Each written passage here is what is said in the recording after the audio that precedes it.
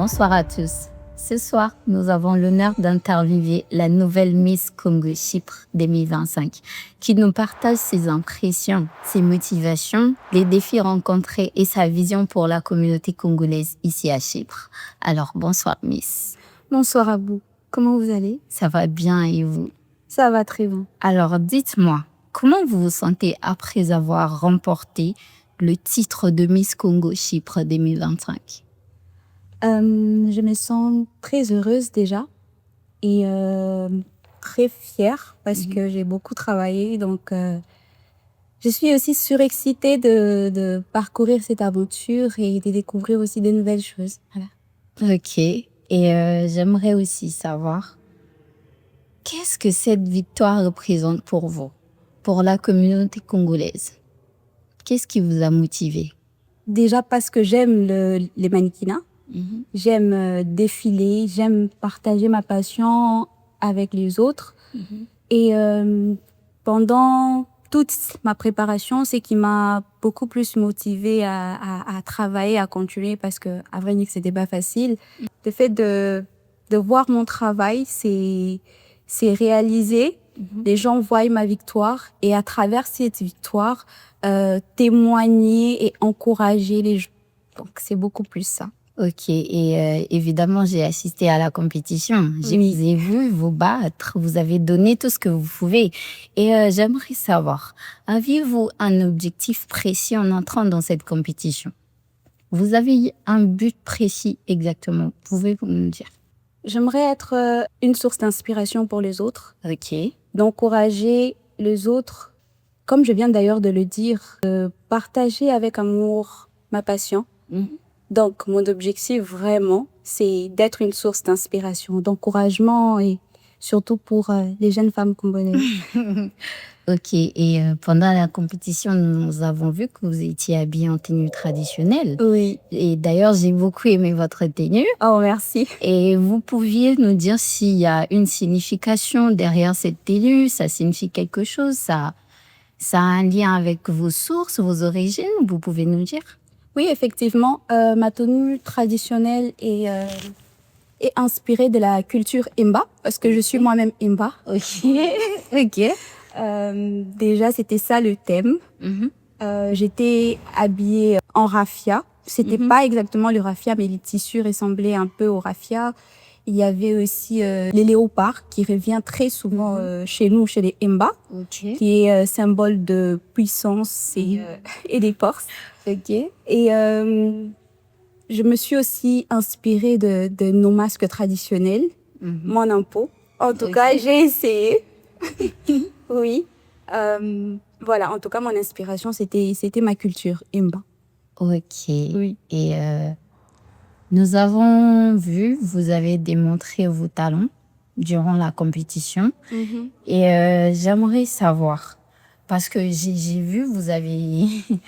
Je ne sais pas comment vous avez eu un drapeau derrière votre robe. Je ne sais pas comment vous avez bricolé ça, mais bon. Vouliez-vous transmettre au public en montrant ça, en montrant ces drapeaux derrière votre robe? Que vouliez-vous transmettre? C'est quoi le message derrière ça? Déjà, sans parler du drapeau, pour ma prestation des talents, j'avais décidé de faire un slam. Ok.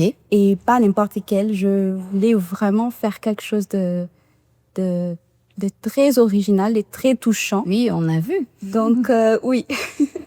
J'ai fait un slam sur les Congos en faisant allusion au Congo comme une femme abusée. Ok. Oui. Je ne voulais pas m'arrêter là. Je voulais vraiment que ma tenue aussi soit accompagnée du message. Je voulais, que mon message soit accompagné d'une tenue un peu symbolique. Okay. Quoi de mieux que les drapeaux? Quoi de mieux? Et évidemment, dans une compétition, il manque pas des difficultés. Oui. Et pouvez-vous nous dire, vous avez rencontré des difficultés pendant cette compétition? Oui. Comme dans toutes les choses, il y a eu beaucoup de difficultés, notamment des difficultés financières et aussi plusieurs contraintes au niveau des votes. Oui, parce que la compétition était divisée en plusieurs étapes. Oui. Il y a eu les votes, les tests d'intelligence et enfin les défilés. Et tout ça, comment vous dire, c'était tout simplement très stressant. Il fallait être prête pour toutes les étapes et c'était pas du tout facile. Surtout du côté financier, hein, je vous dis, il faut beaucoup de dépenses, des tenues et aussi être... il fallait que je sois la plus présente possible sur les réseaux pour encourager les gens à me voter. Donc, c'était pas facile. Ok, ça fait plaisir à savoir. Oui. Et durant la soirée, parce que nous avons vu, il y avait plusieurs, je sais pas, vous avez fait plusieurs choses. Durant la soirée, j'aimerais savoir, il y a eu des moments qui vous ont stressé?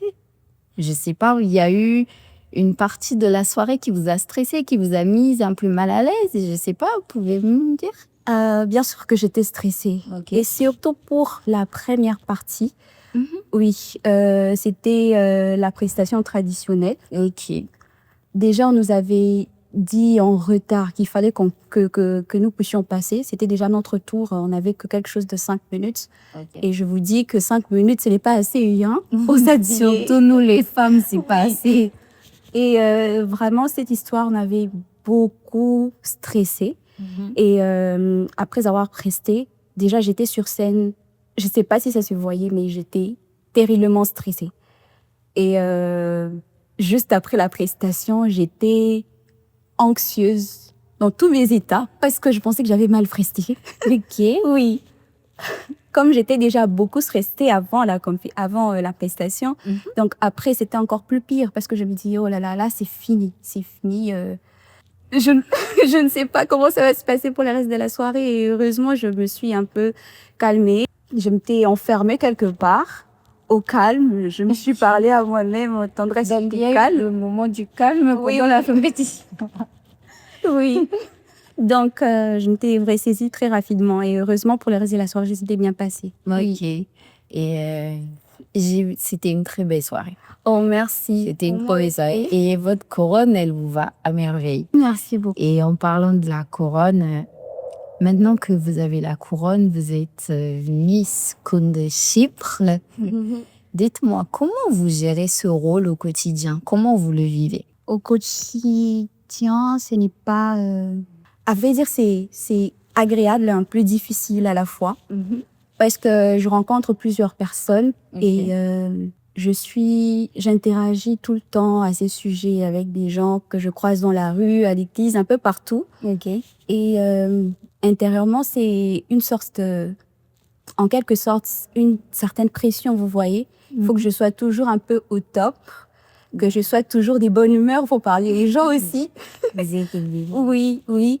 Et c'est agréable de parler aux gens, c'est très agréable de recevoir des questions venant des gens, de voir que voilà, que j'arrive quand même à faire ressentir quelque chose. Mais c'est pas toujours facile quand tu te sens tout le temps regardée. Le moindre fait des gestes, il faut quand même être toujours un peu parfaite. Oui, évidemment. Et vous ressentez du stress depuis votre couronnement? Vous êtes anxieuse et je sais pas. Qu'est-ce que vous ressentez exactement? Oui, bien sûr, du stress, j'en ressens. Parce que je me dis que les gens attendent sûrement quelque chose de moi. Quelque chose de la Miss Congo parle peut-être moins exactement. Et je dois être en mesure de faire en sorte de satisfaire les gens, de satisfaire leurs attentes. Et ce n'est pas facile de toujours peut-être trouver des idées et aussi de l'accompagnement. Beaucoup de soutien, surtout de la part de la communauté, je peux dire, de la hiérarchie surtout. Et pour les projets, je dois en avoir. Sinon, à quoi je sers, hein? Évidemment. Et je pense que j'en ai assez appris sur vous et le public aussi, je suis sûre. Et j'ai une toute dernière question pour vous. Bien sûr. Vous avez de projets, je sais pas. Quels sont vos projets exactement durant votre mandat? Comme je l'avais dit dans le live, mes projets se portent beaucoup plus sur la question de la santé mentale Ok. J'aimerais vraiment sensibiliser, organiser des événements communautaires, Ok. des conférences.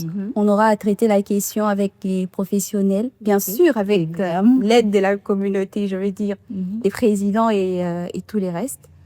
Et à part ça aussi, sensibiliser les femmes sur la question du cancer du sein. Ok. Oui, c'est un peu ça. Jusque-là, c'est ce que j'ai comme projet. Sûrement, j'en aurai d'autres. Hein. Si j'ai d'autres idées, je n'hésiterai pas. Mais en tout cas, pour l'instant, c'est ce qu'il y a.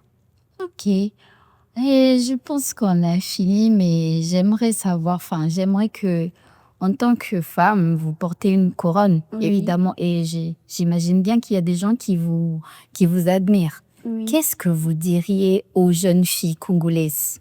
Je sais pas seulement ici à Chypre, partout dans le monde.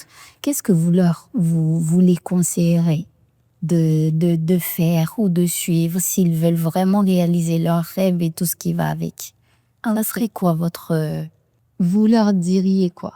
Ce que j'ai à dire aux femmes le sait. Moi, quand je connaissais cette aventure, j'étais prête mentalement, mais pas sur tout le coin. Et en tant qu'étudiante, je suis très occupée. Et du côté financier, il faut faire beaucoup de dépenses pour s'élancer dans un projet comme une compétition. Donc, ce que j'ai à vous dire, c'est que vous devez commencer avec ce que vous avez. Moi, j'ai commencé avec ce que j'avais. Si j'avais attendu de tout avoir, d'avoir le soutien qu'il faut, d'avoir la motivation qu'il faut, d'avoir les moyens qu'il faut, en tout cas, cette courage, je pourrais pas aller sur ma tête. Donc, je vous encourage à commencer là où vous êtes, à travailler aussi dur que vous le pouvez, à croire en vos rêves et aussi en vos objectifs. Voilà, c'est ce que j'ai à vous dire.